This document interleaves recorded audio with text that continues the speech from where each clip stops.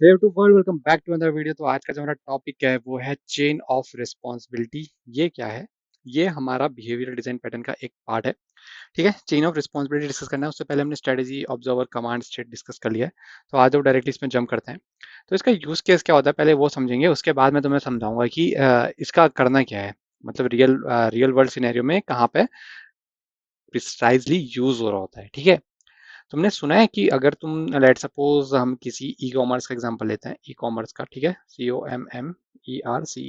आपने कुछ ऑर्डर करा, ठीक है, और लेट सपोज आपने कोई एक फ्रिज ऑर्डर करा था, FRIDG फ्रिज। ठीक है, और आपने ऑर्डर करा था 2 स्टार फ्रिज। ठीक है, और ये था 411 लीटर पे। ठीक है, और जो आपको डिलीवर हो गया है वो हुआ है 1 स्टार। 411 लीटर इंटैक्ट है, लेकिन इसमें थोड़ा डेंट आया हुआ है क्योंकि हैवी चीज है तो डेंट आना स्वाभाविक है। ठीक है, तो इसके लिए आपने क्या करा, एक टिकट रेस कर दिया कि भाई मेरे को ये रिटर्न चाहिए। रिटर्न दे लो, RETURN।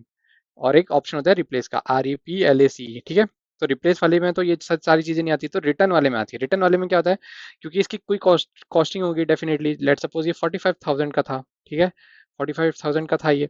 तो इसमें रिटर्न में क्या देखा जाएगा, इसमें रिटर्न में आप क्या करोगे, टिकट रेस करोगे कि कस्टमर बोल रहा है हमको रिटर्न करके दो।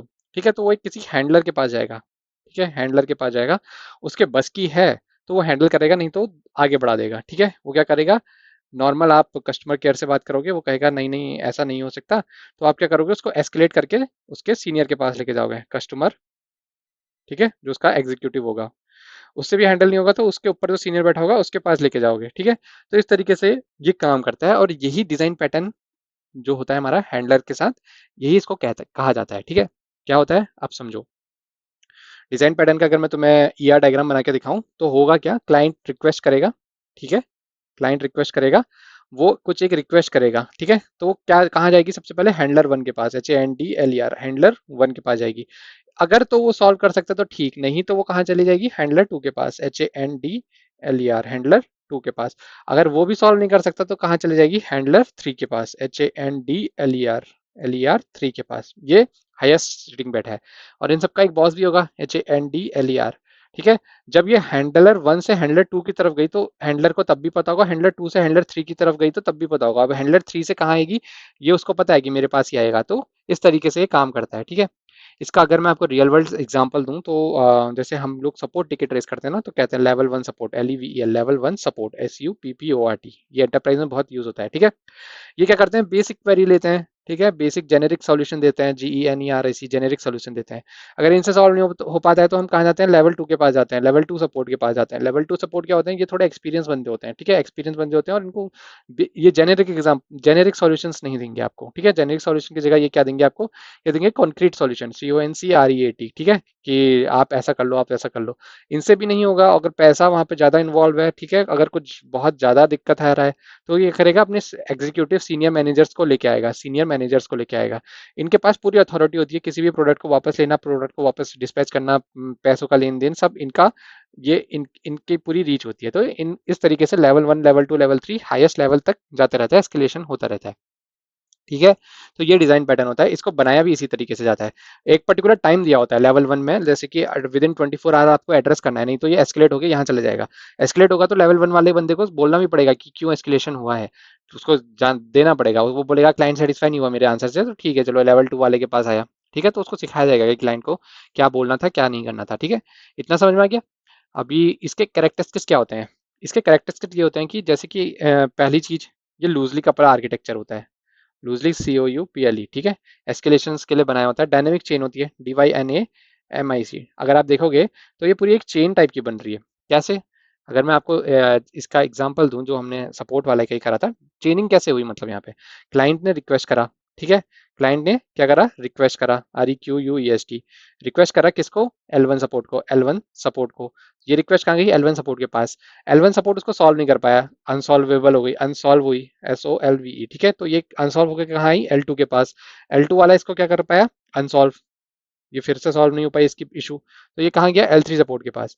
तो पूरी एक चेन बन के गई। तो हुआ क्या, हैंडलर वन इसको नहीं कर पाया तो उसने पास ऑन करा L2 के लिए। L2 L2 वाला नहीं सॉल्व कर पाया तो वो पास ऑन हुआ L3 के लिए। तो क्या होता है, डायनेमिक चेनिंग। डिपेंड करता है कि हो सकता है कई बार आपकी L1 से ही प्रॉब्लम सॉल्व हो जाए, तो ये सारी ये जो L2 और L3 आप इसको स्किप करोगे, हो सकता है कि L3 तक भी सॉल्व ना हो, उससे ऊपर भी जाना पड़ रहा हो, ठीक है। L3 तक नॉर्मली सॉल्व हो जाती है। तो डायनेमिक चेनिंग होती है इसमें। डायनेमिक चेनिंग से मतलब क्या है कि आप इसके रन टाइम पे आप डिसाइड कर सकते हो कि कहाँ तक जाना है, कहाँ तक नहीं जाना है, ठीक है, प्रॉब्लम कहाँ तक सॉल्व हुई। Single responsibility, single responsibility principle पे काम करता है। मतलब अगर L1 के पास आया तो वो उसकी रिस्पॉन्सिबिलिटी है सिंगल, इसकी L2 वाली की नहीं है कि उसको जवाब देना। L1 से आगे बात निकल गई, एस्केलेशन हो चुका है, तो L2 की जिम्मेदारी तब बन जाती है, ठीक है। और एक ऑर्डर ऑर्डर मेंटेन करा जाता है, उस ऑर्डर का नाम होता है सीक्वेंशियल, SEQUENTIAL। सीक्वेंशियल मतलब अगर आपको पता नहीं है तो जैसे 1 के बाद 2 ही आता है, 2 के बाद 3 आता है, 3 के बाद 4 ही आता है, इसको कहते हैं सीक्वेंशियल ऑर्डर। तो एक ऑर्डर में थ्रू बढ़ती है, ऐसा नहीं कि L1 से सीधे L3 के पास चले जाएगा। एक ऑर्डर मेंटेन करते हुए ये डिजाइन पैटर्न काम करता है, ठीक है। जरूरी नहीं कि L3 खाली बैठा है तो उसी को पकड़ा दो, L2 को स्किप करवा दो, नहीं।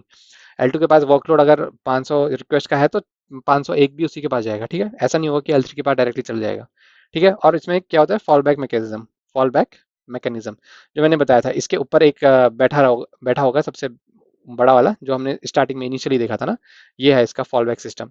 सारे हैंडलर एक, सारे जो सब हैंडलर है वो एक मेन हैंडलर को जा करके रिपोर्ट करते हैं, तो फॉल बैक मैकेनिज्म इसमें रहता है, ठीक है। तो ये इस तरीके से काम करेगा, ठीक है। तो इसका इम्प्लीमेंटेशन कैसे होगा, इम्प्लीमेंटेशन देख लो। सबसे पहले हम क्या करेंगे, एक हैंडलर इंटरफेस डिफाइन करेंगे जो हमारा टॉप में था, जिसको सब रिपोर्ट करते हैं, तो हैंडलर इंटरफेस। ये बाकी जितने हैंडलर हैं वो सारे इसको पहले क्या करेंगे, इम्प्लीमेंट करेंगे, ठीक है, और इसकी डेफिनेशन देंगे। फिर क्या करेंगे, हम क्लासेस बनाना शुरू करेंगे, हैंडलर 1 की, हैंडलर 2 की, हैंडलर 3 की, और ये क्या कर रहे होंगे, इम्प्लीमेंट कर रहे होंगे ऊपर वाला हैंडलर, इम्प्लीमेंट कर रहे होंगे ऊपर वाले हैंडलर को, ठीक है। ऊपर वाले हैंडलर में कुछ ऐसे फंक्शन होंगे जो कॉमन होंगे तीनों के लिए, ठीक है। जैसे कि राइटिंग द क्वेरी आंसर, और ऐसा कुछ कुछ भी रहेगा, सबमिट बटन, ये सब, ठीक है। कॉमन फीचर्स सब में रहेंगे। फिर क्या होगा, सेटअप करनी पड़ेगी चेन, सेटअप चेन करनी पड़ेगी। यूजर की अगर रिक्वेस्ट आ रही है तो पहले H1 के पास ही आनी चाहिए, डायरेक्टली S3 के पास नहीं जानी है, तो इस ये चेनिंग सेटअप करनी पड़ेगी इस तरीके से, ठीक है। चेनिंग सेटअप करने के बाद क्या करोगे, रिक्वेस्ट सेंडिंग का मेथड जो होता है वो सेट करोगे। क्या, रिक्वेस्ट सेंडिंग, SENDING, ठीक है। रिक्वेस्ट सेंडिंग से मतलब क्या है, जैसे कि अगर मैं यहाँ पे पूरा एक डब्बा बना लूँ, ठीक है। इस डब्बे के अंदर मैं L1 support, handler 1, handler 2, handler 3, और आपका मेन हैंडलर ये हो गया HANDLER, इसके अंदर ये सारे हैं, ठीक है। ये इसको करता है, ये इसको करता है, ये इसको भी करता है, ये इसको भी करता है, ये इसको भी करता है, ये तो आपका फंक्शन हो गया। रिक्वेस्ट सेंडिंग मतलब कि अब आपका यूजर जो है उसकी आप रिक्वेस्ट लेने के लिए रेडी हो, वो इस सिस्टम में आएगी। तो आएगी तो ऐसा नहीं है कि वो कोई भी जो फ्री है बैठा है उसको दे दो, वो जाएगी तो L1 के पास ही, ठीक है। इस तरीके से अगर L1 में रेस करी गई है तो इस तरीके से रिक्वेस्ट सेंडिंग जो होता है, फर्स्ट हैंडलर उसको रिक्वेस्ट को एक्सेप्ट करेगा, उसके बाद सेकंड करेगा, उसके बाद थर्ड करेगा। तो इस तरीके से ये हमारा डिजाइन पैटर्न वर्क करता है, ठीक है। होपफुली तुम्हें वीडियो पसंद आएगा तो लाइक से सब्सक्राइब जरूर करना, अपने दोस्तों के साथ साझा जरूर करना। मिले कोई क्वेश्चन होगा तो कमेंट सेक्शन में आके जरूर बताना। अगली वीडियो में मिलते हैं।